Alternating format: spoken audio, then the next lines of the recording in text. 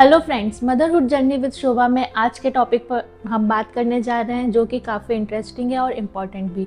आज का हमारा टॉपिक है फीटल मेडिसिन एंड प्रेगनेंसी। आज के इस टॉपिक पर बात करने के लिए मेरे साथ हैं fetal medicine expert doctor Priyangi Purohit. Welcome ma'am, welcome to the episode. Thank you so much.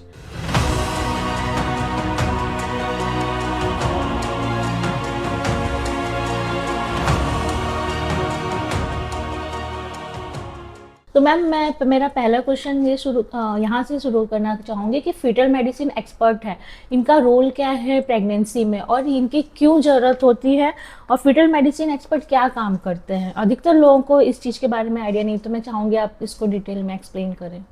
Okay, so basically foetal medicine, foetal मतलब होता है फीटस, जो बच्चा अभी पैदा नहीं हुआ, जो मदर के गर्भ में है, और उसका मेडिसिन, उसकी बात चल रही है। So for us the patient is the foetus, mother भी है, so this is a maternal foetal medicine. So for us you and your baby both are patients. So basically India में रेडियोलॉजिस्ट या फिर गायनेकोलॉजिस्ट, ये दो में से कोई जिन्होंने अपनी एमडी एमएस करने के बाद इसमें जो ज़्यादा इंटरेस्ट लेके पढ़ाई की हो, फेलोशिप की हो, वो डॉक्टर्स को हम फीटल मेडिसिन एक्सपर्ट्स कहते हैं। सो हम बेसिकली प्रेगनेंसी के दरमियान जो आपकी सोनोग्राफी करनी होती है फीटस को रिलेटेड, वो हम इसमें डिटेल में देखते हैं। मेरा नेक्स्ट क्वेश्चन है early detection in pregnancy.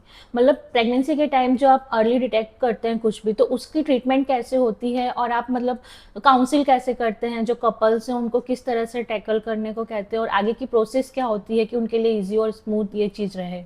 Okay, so basically foetal medicine में क्या होता है कि पूरी प्रेगनेंसी में देखा जाए तो 5 अल्ट्रासाउंड इम्पॉर्टेंट है आपकी। So first is your viability scan, मतलब कि आपने घर पे देखा, you have missed your period, आपने यूरिन प्रेगनेंसी टेस्ट किया, पॉजिटिव आया, you went to your doctor. फिर डॉक्टर्स अल्ट्रासाउंड करके बताते हैं कि अभी बच्चा ठहरा है, नहीं ठहरा है, कहाँ पे ठहरा है, 1 है 2 है, उसकी हार्ट बीट आई कि नहीं। बिकॉज जब तक बच्चे की हार्ट बीट नहीं आती, because that is the first thing that happens by 5 weeks, तो उसको बोलेंगे कि ये प्रेगनेंसी रुकी। So that is a viability scan. उसके बाद हम पूरा पेशेंट और उनके हस्बैंड का हिस्ट्री लेते हैं, ठीक है। तो जैसे हम बेसिक आपके रिपोर्ट्स आपके डॉक्टर ने करवाए होंगे, आपके ऑब्स्टेट्रिशियन ने, कि आपका हीमोग्लोबिन है कैसा है, आपका थायराइड लेवल कैसा है, आपका ब्लड शुगर कैसा है, आपका ब्लड प्रेशर चेक किया होगा, और आपका थैलेसीमिया टेस्ट किया होगा। सो ऑल दिस थिंग्स, क्योंकि कई बार पेशेंट्स को पता नहीं होता कि उनको कोई मेडिकल डिसऑर्डर ऑलरेडी है, जैसे कि थायराइड है, कई पेशेंट्स को प्रेगनेंसी में पता चलता है, या फिर हाइपरटेंशन तब पता चलता है। So we look at the patient, मतलब कि lady who has come pregnant, कि भाई आपका पूरा हमने मेडिकल सर्जिकल हिस्ट्री चेक किया, उसमें अगर हमें लगता है कि यू नीड एक्स्ट्रा केयर, तो हम वहीं पे आपको स्ट्रेटेजिकली देखते हैं कि you are a low risk patient और a high risk patient. So you will need more attention, you will need regular attention. Less attention की बात नहीं है, it is a regular attention. So वो एक वायबिलिटी पे पता चल गया अपने को। जैसे ट्विंस है तो that is a high risk, as such you are a low risk patient, but because you have twins you have become a high risk patient, और आपको बार बार देखा जाएगा। सो फॉर एग्जाम्पल आपको थैलेसीमिया टेस्ट करवाया, आपका माइनर आता है, ठीक है, तो आपके हस्बैंड का तुरंत हम चेक करते हैं। अगर हस्बैंड भी माइनर है, that means you are a thal minor couple. That means आपके बेबी जो अभी प्रेगनेंसी चल रही है, and each pregnancy after this also there is a 25% chance कि बेबी में थैलेसीमिया मेजर आ सकता है, which requires frequent blood transfusion every 3 months. And the lifespan of such a baby is a little difficult. It is a social and financial burden for the parents, for the baby, everything. So in such cases, आपको जब आप 3rd month के scan के लिए आओगे, anti scan के लिए, तभी आपको सारा काउंसलिंग किया जाता है। इफ पॉसिबल हम जेनेटिक टेस्ट करते हैं प्लेसेंटा में से, उसका बायोप्सी लेके, या तो फिर 4th month पे थोड़ा पानी खींच के, and that is send to the lab, और हम चेक करते हैं कि थैलेसीमिया है कि नहीं। से फॉर एग्जाम्पल वो आपको थैलेसीमिया रिपोर्ट नॉर्मल है, फॉर एग्जाम्पल आपका ब्लड ग्रुप नेगेटिव है, right. If you are negative and if immediately आपके हस्बैंड का चेक किया जाता है। अगर आपके हस्बैंड का भी नेगेटिव है, that means the chances of having blood group for the baby negative is higher, मतलब बच्चे का भी नेगेटिव आ सकता है, राइट। पर अगर हस्बैंड का पॉजिटिव है और ये फर्स्ट प्रेगनेंसी है, then we are not much worried about it. But for the second pregnancy we always check the first baby's blood group. Okay. तो RH negative mother which who had a previous pregnancy, जिसका baby RH positive था, तो पहली pregnancy में usually delivery के 3 दिन के अंदर आपको एक इंजेक्शन दिया जाता है NTD करके. इनकेस नहीं दिया गया तो हम उसके रिलेटेड चेक कर लेते हैं ब्लड टेस्ट करवा के, और आपको फ्रीक्वेंट मॉनिटरिंग करते हैं. So that is how we see कि पेशेंट को क्या कंडीशन है, उसको कितनी फ्रीक्वेंटली देखेंगे, कब इसको ट्रीटमेंट की जरूरत है. किसी को जेनेटिक टेस्टिंग की जरूरत है, किसी पेशेंट को फ्रीक्वेंट मॉनिटरिंग के बाद कोई मेडिसिन देने की जरूरत पड़ती है, या फिर किसी को हमें कोई ब्लड ट्रांसफ्यूजन की जरूरत पड़ती है. जो भी जरूरत होती है उस हिसाब से स्ट्रेटिफाई किया जाता है. जैसे कि आपने बताया कि पेरेंट्स में भी अगर माइनर रहता है वो चीज, तो मतलब ये चीज 100% रहती है कि बेबी में वो चीज हाई रिस्क हो ही सकती है. हाई रिस्क नहीं, सी इट डिपेंड्स कि किस तरह का जेनेटिक प्रॉब्लम है. जैसे थैलेसीमिया है, it is a autosomal recessive condition. मतलब जैसे आपको थैलेसीमिया था, राइट, पर वो माइनर था. क्यों? क्योंकि आपको नहीं हुआ, आपको कोई प्रॉब्लम नहीं हुई, आपकी अब तक की लाइफ चली गई. वो डॉक्टर ने चेक करवाया रिपोर्ट, तब जाके पता चला है. सो डिपेंड करता है कि कौन सा डिजीज है, कौन सी कंडीशन है, उसका अनुवांशिक तरीका कौन सा है. Okay.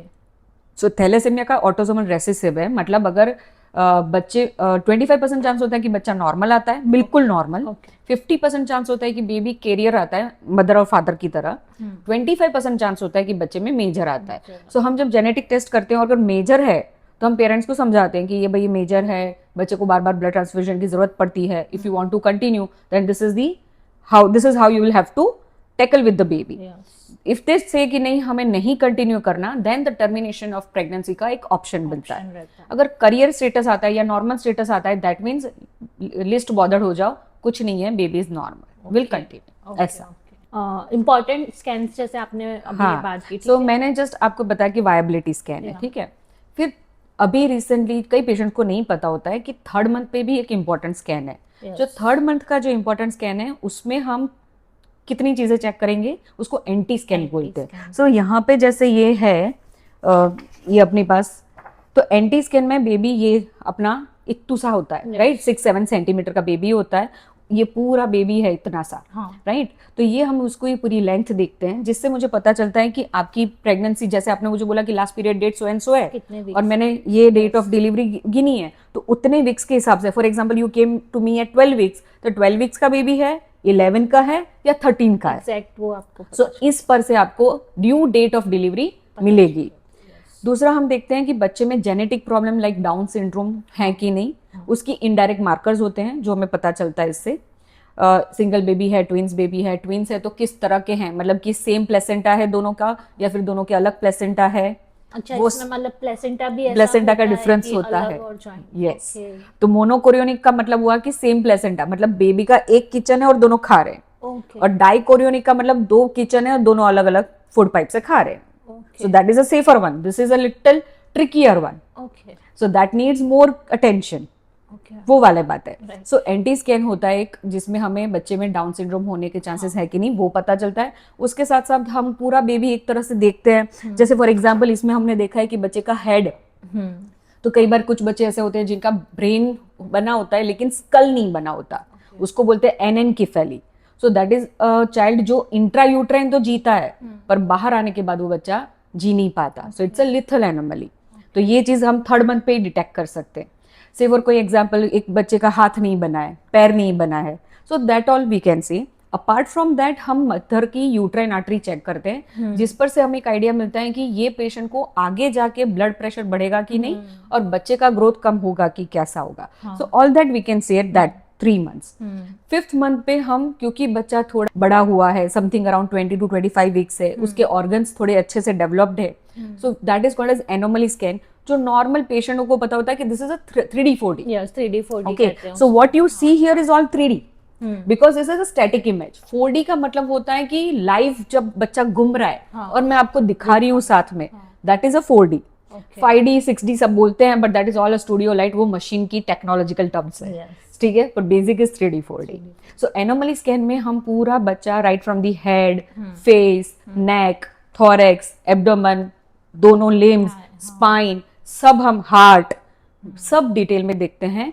70 to 80% of congenital मालफॉर्मेशंस Yes. Can be diagnosed at this stage, जो हम करने की कोशिश करते हैं. ठीक है, so that is a third scan. फिर होता है फोर्थ फिफ्थ, 2 और स्कैन कर सकते हैं या फिर एक स्कैन करें जो लास्ट में होता है, Yes. जिसको ग्रोथ स्कैन बोलते हैं और डॉपलर स्कैन बोलते हैं. सो ग्रोथ का मतलब क्या है, मैंने एज ए सेड कि एंटी स्कैन पे मैंने आपको बता दिया है कि this is your due date. Yes. तो अगर जो कई पेरेंट्स हमें पूछते हैं कि मैम बच्चे का वेट कितना है, 3 मंथ्स पे पूछोगे it is hardly 70-80 grams. Yes. अगर आप मुझे 5th मंथ पे पूछोगे it is hardly 400-500 grams. 28 weeks के आसपास उसका 1 kg होता है. Yes. अब बच्चे का केजीज में बढ़ता है. बढ़ने शुरू हो गया. So now we look at the fluid around the baby, amniotic fluid. दूसरा होता है बच्चे की पोजीशन, मतलब सीधा है, उल्टा है, Bridge. उसका हाँ ब्रीच किफेलिक वाला. Yes. हम उसका वेट चेक करते हैं, कोई नाड़ फंसी है कि नहीं, और उसके ब्लड फ्लोज. तो सिंपल लैंग्वेज में ब्लड फ्लो चेक करना is Doppler study. Doppler study. Okay. ये Okay. सो ये इतने इंपॉर्टेंट स्कैन्स हैं जो अपने पूरी प्रेगनेंसी में आइडियली होने चाहिए. होने चाहिए, right.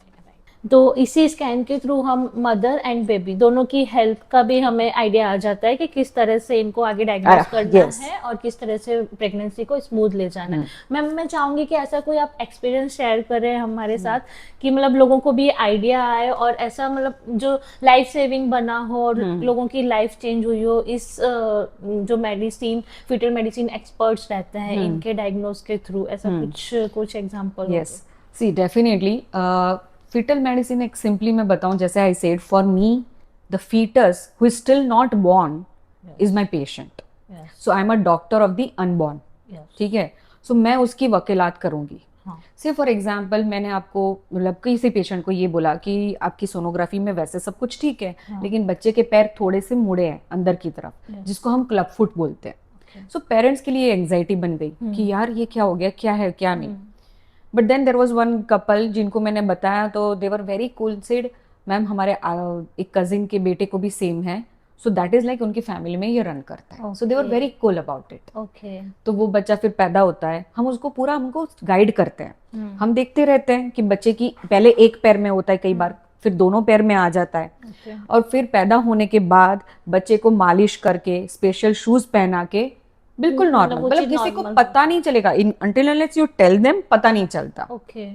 कुछ हार्ट कंडीशंस ऐसी होती है जिसमें अगर डिटेल में देखा हो, बेसिक हार्ट स्क्रीनिंग जैसे हम एनोमली स्कैन में करते हैं तब पता चलता है. अगर हमें कुछ डाउट होता है या फिर कोई ऐसी हिस्ट्री है, जैसे मदर को डायबिटीज है या आपकी फैमिली में कुछ किसी को मतलब आपके आगे के बच्चे को या फिर मदर को खुद को, फादर को खुद को कोई कार्डियक प्रॉब्लम है, तो हम बच्चे का इको भी करते हैं. सो मानो कि इको में कुछ अपने को एबनॉर्मल दिखा, तो हम डिसाइड करते हैं कि ये बच्चे में मल्टीपल सर्जरीज लग के भी ये ठीक हो सकता है कि नहीं, या फिर ये बच्चा पैदा होने के बाद ज्यादा लंबा नहीं खींच पाएगा.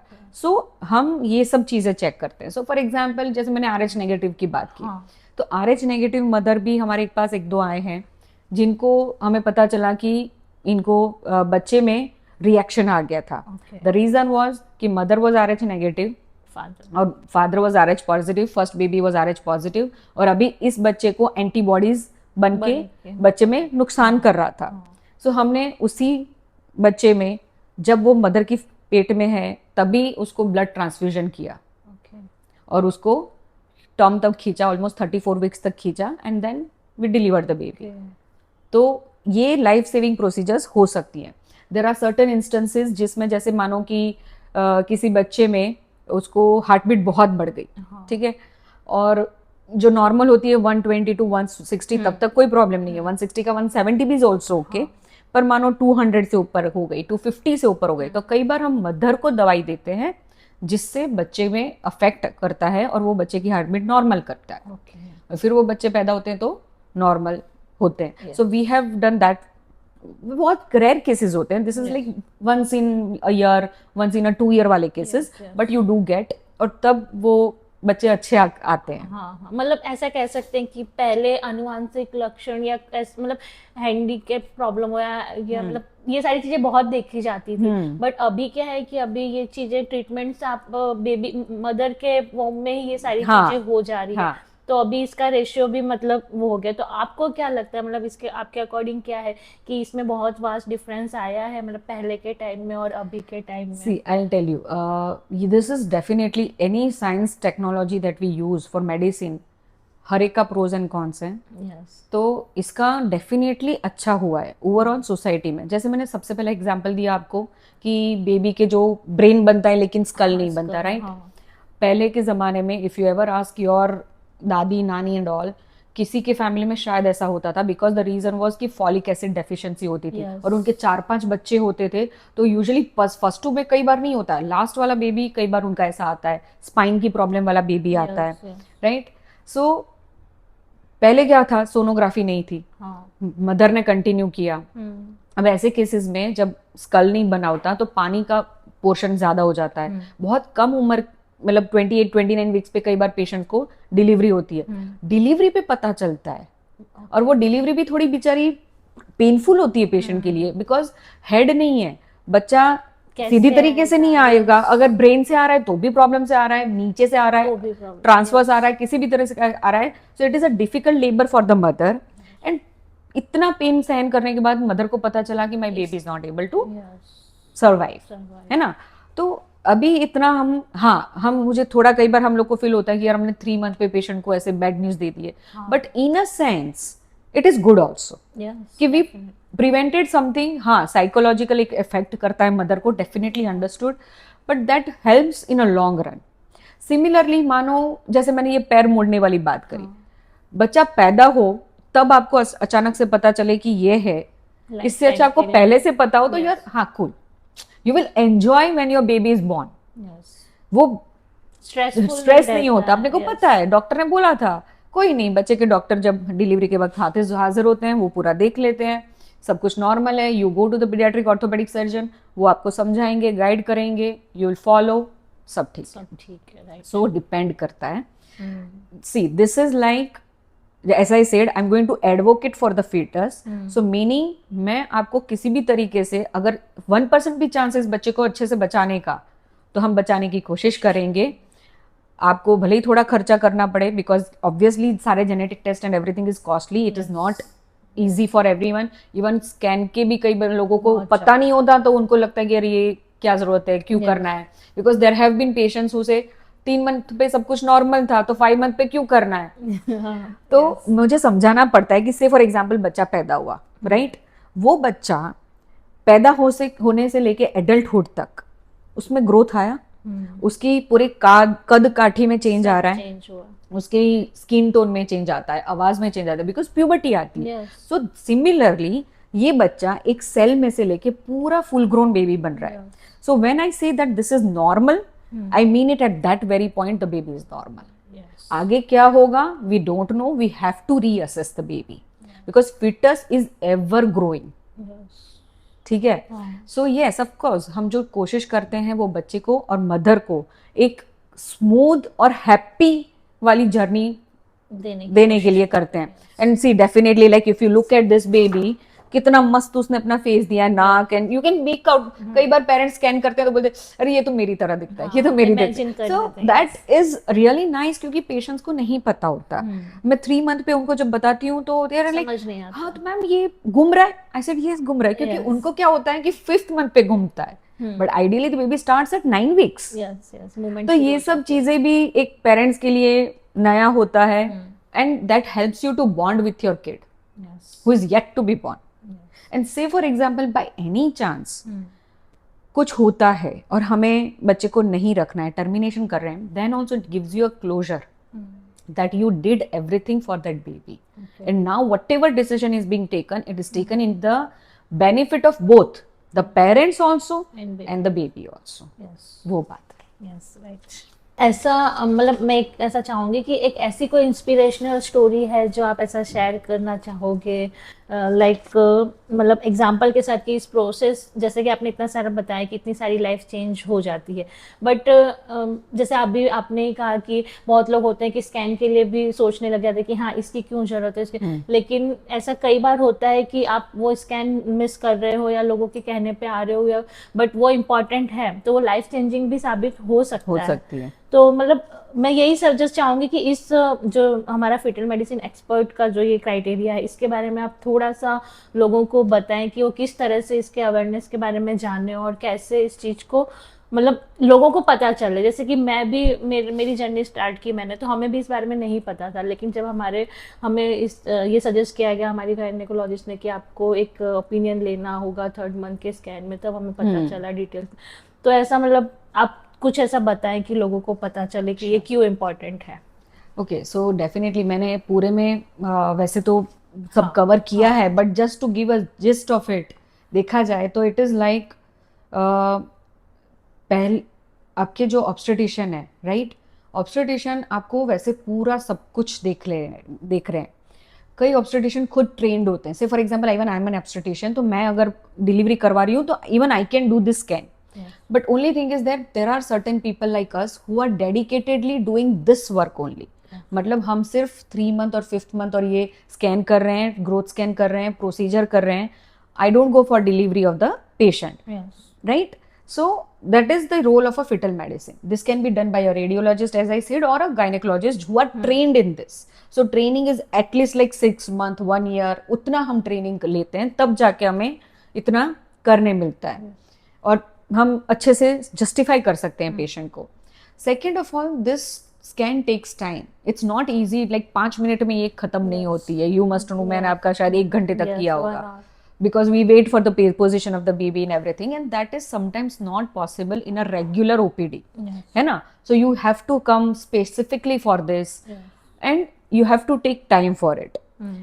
और yes, definitely 99% of the time हम यही कहते हैं कि baby is fine, doing well, but 1% of the chance there may be some problem which may tell you, but just because a doctor said something is an issue doesn't mean it is an issue.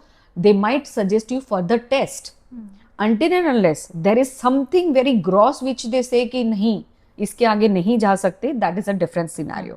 But most of the time there is something that we can do for the baby, and we do, है ना? And for example, if आप जो कह रहे हो कि एक patient था जिसके बेबी में हार्ट का इश्यू था, तो एज आई सेड कि हार्ट का इश्यू होता है तो हम देखते हैं कि ये किस तरह का इश्यू है, और बेबी को निकला इश्यू जब पैदा हुआ, उन्होंने करवाया। Very simple example I will tell you, आपने कभी सुना हो किसी का हार्ट राइट साइड पे हो, कभी सुना हो तो कि हार्ट राइट साइड पे था, उस बेबी का स्टमक भी राइट साइड पे था। सो मुझे एनोमली स्कैन में देखा कि बाकी सब कुछ नॉर्मल है, heart is also normal, liver and bowel सब कुछ नॉर्मल है, बट पेशेंट और का जो बेबी का हार्ट एंड जो स्टमक है that was on the right side. तो हमने उनका पानी खींच के तपास किया, नॉर्मल था सब कुछ। So patient continued with the pregnancy, baby deliver हुआ अच्छे से, उसके सारे रिपोर्ट्स जो करवाने थे पोस्ट बर्थ वो भी हो गए, and the baby is doing fine. Okay, it's a miracle. Yes, so it's like पहले होता था तो पता नहीं था, और अब कुछ करवाने गए रिपोर्ट तब पता चला। Here the baby already knows, the parents already know the heart is on the right side, right? तो जस्ट बिकॉज आई सेड कि यार हार्ट राइट साइड पे, पहले सुनो डर लगता है, but then listen to your doctor, वो क्या कहना चाहते हैं, क्या समझाना चाहते हैं, and then follow through. So yes, definitely you will enjoy getting fetal medicine के साथ स्कैन डन, है ना? मजा आता है वो करने में, देखने में भी। You will get such beautiful relaxation होता है, yes. और आपके सारे प्रश्नों के जवाब भी मिल जाते हैं, यस, कोई डाउट नहीं रह जाता है। मैम, मैं मतलब ये जानना चाहूँ कि हमारे जो व्यूअर्स हैं उन्हें अगर आपसे कांटेक्ट करना है तो आप मतलब अपनी संस्था के बारे में थोड़ा सा। Sure. So we are here. I'm Dr. Priyangi Purohit, who has done her fetal medicine studies from Mediscan Chennai, which is like the #1 institute for fetal medicine experts to learn in India. And we have Dr. Devang Patel with us, and he has done from Fernandez. He is trained in the high risk pregnancy, so he has done from Hyderabad. तो हमारा ये centre है exclusive fetal medicine centre at south Bhopal, Shivalik Satyamev में, Gujarat fetal medicine centre. सो यहाँ पे मैं 10 to 6 daily बैठती हूँ, only on Sundays and regular holidays हम बंद रखते हैं, otherwise with appointment you can come any time 10 to 6। So I hope हमारे साथ जो व्यूअर्स हैं उन्हें भी बहुत सारी चीज़ें क्लियर हुई होंगी कि आखिर फीटल मेडिसिन एक्सपर्ट्स का क्या रोल होता है प्रेगनेंसी में, और जिस तरह से मैम ने सारी डिटेल्स और एक एक चीज़ों को एक्सप्लेन किया है, मतलब मुझे तो ऑलरेडी ये प्रोसेस में थी, पता चल रहा था, बट बहुत सी चीज़ें जो एग्जांपल के साथ उन्होंने एक्सप्लेन की, जो मुझे नहीं पता था, वो सारी चीज़ें पता चली है। और इसी तरह से हर पेरेंट्स के डाउट्स क्लियर होंगे आप तक। ये अगर आप ये वीडियो देख रहे हैं, उन लोगों तक पहुंचाइए। और यस श्योर, आप मैम से भी कांटेक्ट कर सकते हैं किसी भी तरह की कॉम्प्लिकेशन से या किसी भी तरह की हेल्प चाहिए, so you can contact with her. And thank you so much for the watching. अगले एपिसोड में मिलते हैं मदरहुड जर्नी विद शोभा के। थैंक यू, धन्यवाद। Thank you so much. Thank you so much.